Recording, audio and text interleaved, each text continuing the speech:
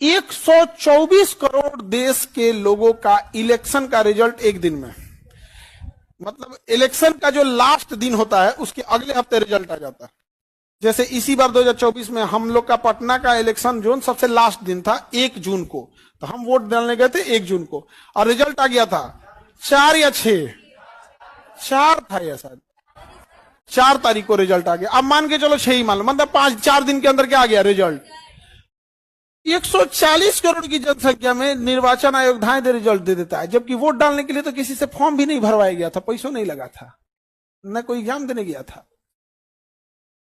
लेकिन बच्चे पैसा दे के फॉर्म भरते हैं, अपना फोटो, आई कार्ड, सिग्नेचर सब मिलाते, और परीक्षा देने के बाद भ्रष्ट और कामचोर लोग इसका रिजल्ट कब देते हैं? 2 महीना बाद।